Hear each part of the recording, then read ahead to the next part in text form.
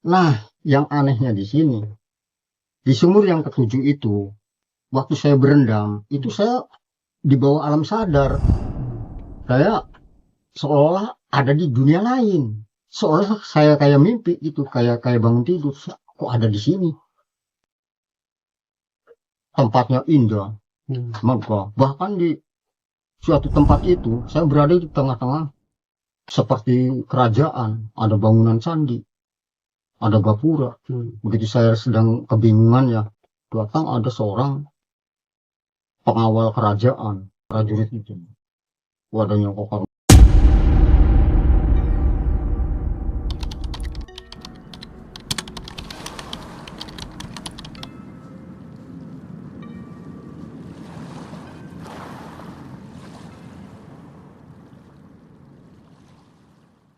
Assalamualaikum warahmatullahi wabarakatuh. Jumpa kembali bersama saya di acara Misteri Pesugihan. Dalam kesempatan kali ini, saya berkunjung ke rumah Bapak Sukandar. Konon Bapak Sukandar pernah melakukan ritual pesugihan, yaitu di tempat wisata di daerah Indramayu. Di balik keindahan pulau tersebut, ternyata ada kisah misteri yang sangat janggal dan menyeramkan. Seperti apa kisahnya? Simak terus videonya, jangan di-skip agar Anda tidak gagal paham.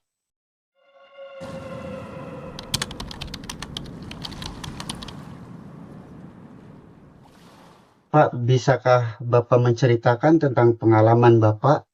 Konon Bapak pernah melakukan praktek pesugihan di tempat pulau, yaitu di daerah Indramayu.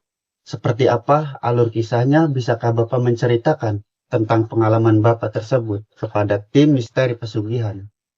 Baik, saya akan bercerita tentang awalnya dari kehidupan saya lebih dulu ya. Kenapa saya melakukan uh, pesugihan? Pada awalnya saya kena masalah yang sangat perekonomian yang sangat rumit ya, dalam keadaan bangkrut. Udah kehidupan saya sudah gelap mata, saya udah enggak apa artinya, udah kesana kemari, udah enggak jalan, menemui jalan buntu. Dan saya pada suatu hari saya bertemu dengan mengunjungi rumah teman saya, teman seperjuangan ya dalam suka dan duka. Dan ternyata sekarang ini teman saya sudah sukses, dan saya juga merasa heran lah ya, begitu cepat ya kayak. Nah, setelah saya ketemu sama teman saya, main ke tempatnya dia tuh, nah dia bercerita, terpaksa saya bertanya tentang dia kesuksesan, sehingga serba sekarang ini serba mewah lah hidupnya, usahanya maju.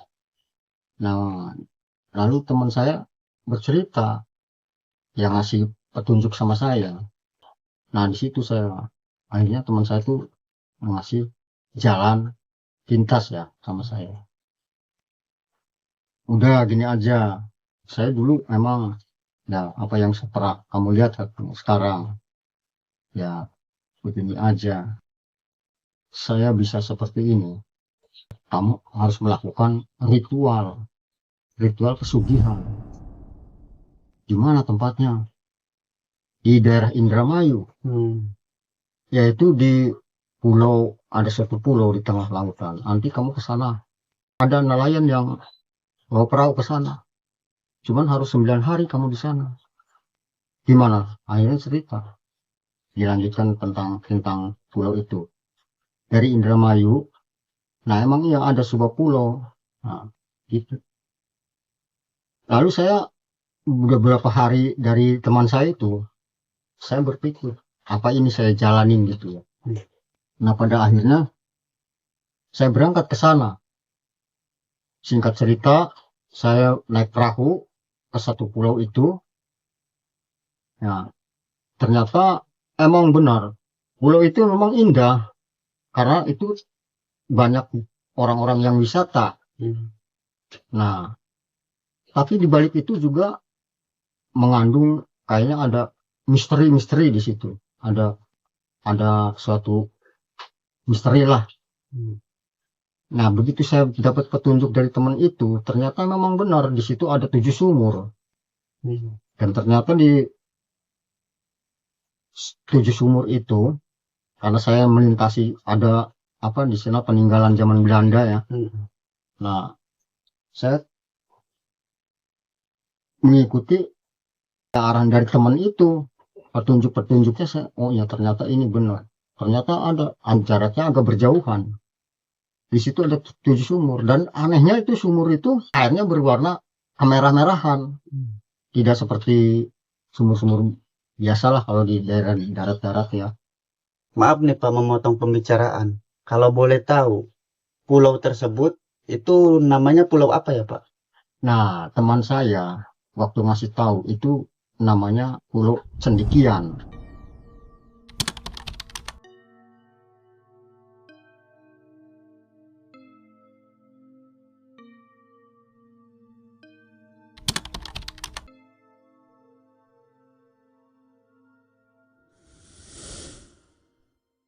Nah, kamu mau nggak pesugihan di Pulau Cendikian? Terus saya kan waktu itu tanya, di mana? Gitu.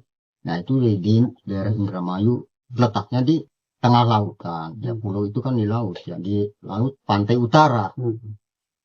Nah, kita lanjut ya.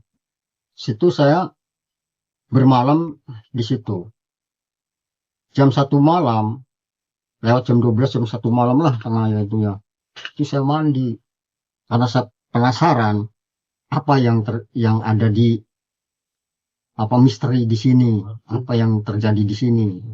Saya jalan itu malam pertama saya mandi, ternyata jam 1 ya tidak ada apa-apa, cuman ada bawa perasaan yang nggak keruan aja. Saya pikir bercabang-cabang, ini saya nggak ada yang ngarahin di situ. Ternyata saya nurutin dari arahan temen aja. Udahlah saya jalanin aja lah. Malam kedua saya sumur yang kedua. Oh, jadi satu hari satu malam satu itu sumur. satu sumur sampai. Nah, singkat ya, udahlah. Yang terakhir yang sumur ketujuh itu, saya harus benar-benar mandi di situ, harus berendam. Nah, yang anehnya di sini, di sumur yang ketujuh itu, waktu saya berendam, itu saya di bawah alam sadar.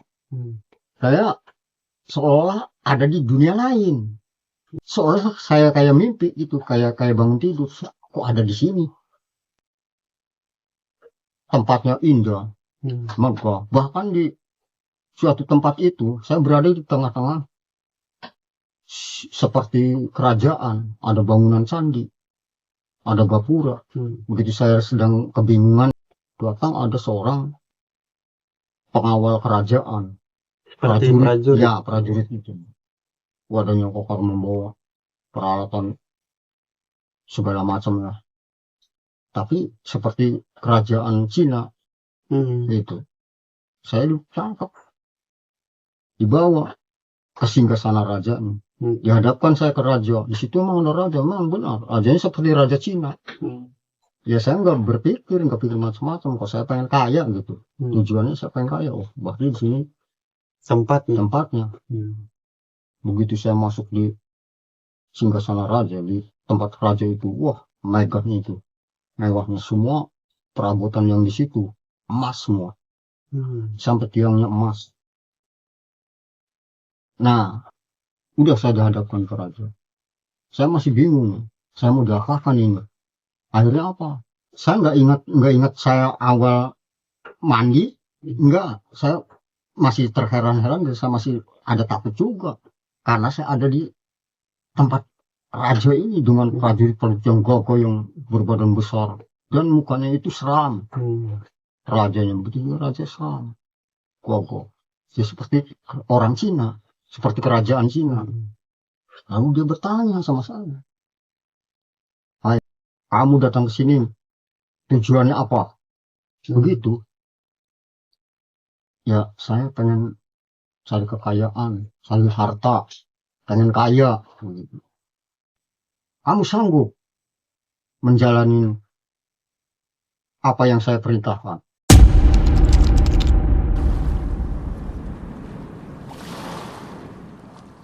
perjanjian. Raja itu menyuruh saya, ya begitu, harus menyanggupi. Itu seperti apa perjanjiannya? Kamu sudah datang ke sini, berarti kamu harus siap. Tuh, kalau kamu pengen kaya, tuh, ada emas, ada uang, kamu tinggal ambil, mau berapa, tapi aja. Itu emas berpeti-peti, uang berpeti-peti.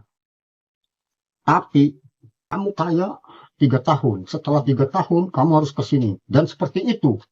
Dia nunjukin, begitu saya nengok di situ, di orang banyak yang sedang pegang tiang beton dengan berlumuran darah. Sampai ada yang dicambuk, ada yang menahan beban yang berat. Bahkan, wah, udah begitu saya di situ, saya ada pikiran kesadaran. Apa saya harus begitu? Waduh, saya nggak sanggup kalau harus begitu mau menjaga tiang berat yang pada dasar sana. Jadi setelah melakukan pesugihan selama 3 tahun, Bapak harus kembali ke tempat tersebut untuk dijadikan seperti tihang atau... Iya, harus jadi budak dia. Oh, jadi budak di istana itu. Terlihat sama saya. Akhirnya, wah, kalau saya begitu nggak mau saya mah, saya pengen kaya terus gitu. Betapa kaya saya 3 tahun doang. Kalau begitu, udah kamu gagal, kembali kamu, jangan ke sini. Begitu, lalu saya diseret. Apakah enggak ada tumbal atau gimana? Kan seperti pesugihan-pesugihan yang lain kan membutuhkan tumbal nyawa. Apakah pesugihan cendekian itu tidak membutuhkan tumbal sama sekali? Dirinya sendiri. Oh, tumbalnya Bapak sendiri. Saya menikmati selama 3 tahun, memakai harta yang dari situ.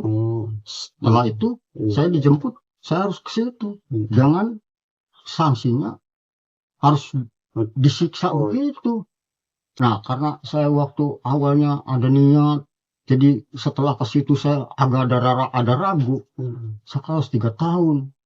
Ada perasaan gimana waktu itu saya. Jadi saya melawan, saya nggak mau, saya pengen kaya terus, nggak bisa. Jadi Bapak tidak melanjutkannya? Yang nggak melanjut, akhirnya pas saya dibawa sama ini, saya dilemparin tuh. Saya dilemparin, ternyata saya keluar dari sumur yang ke-7 itu. Nah, setelah itu usaha saya terbingung, terus saya mikir gimana saya. Waduh, ternyata benar di sini ada misteri seperti itu. Oh, berarti saya gagal. Udahlah, kalau saya harus kaya 3 tahun, cuma saya melihat apa yang saya lihat di sana, menjadi korban. Udah, saya sadar. Akhirnya saya di situ. Udah ke-7 hari itu ya. Nah, saya menunggu kembali aja 2 hari baru ada nelayan yang ke situ. Saya minta ke darat. Dan nelayan juga nanya, Mas, iya, saya pengen numpang ke sana ke darat.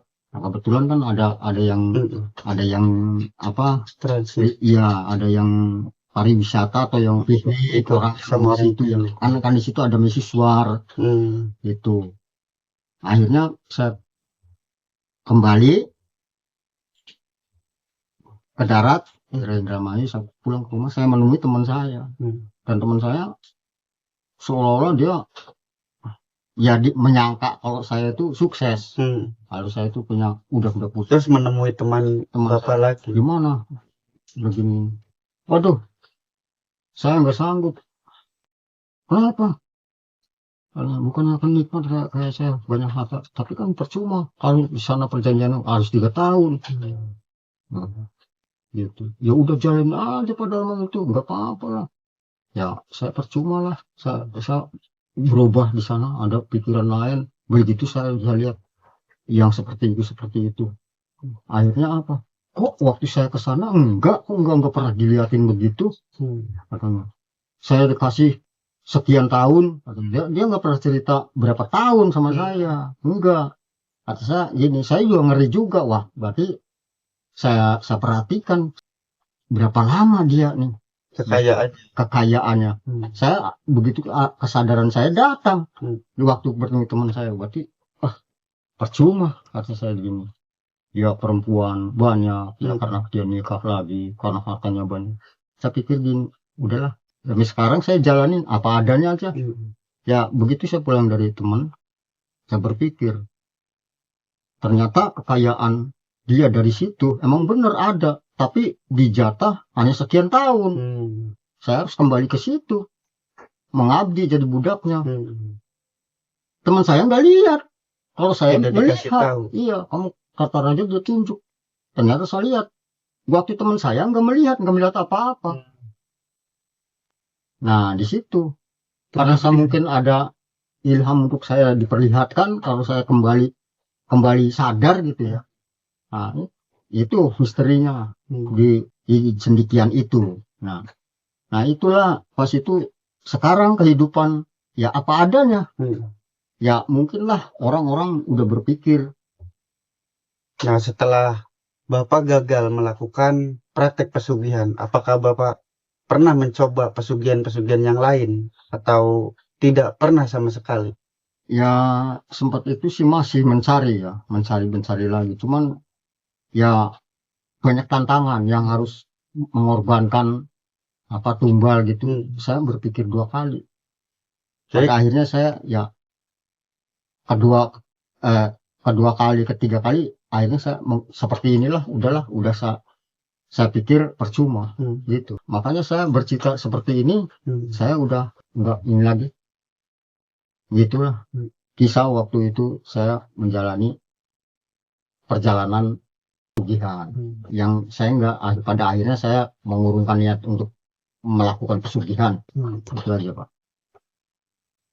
Baiklah pemirsa, mungkin sampai di sini perbincangan kami, dan Pak Sukandar telah berbagi tentang kisah pengalaman hidupnya yang begitu mengerikan di pulau tersebut.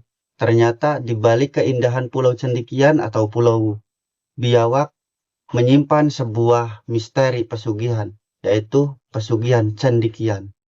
Saya ucapkan terima kasih pada teman-teman dan sahabat-sahabat misteri pesugihan yang telah menyimak video kami.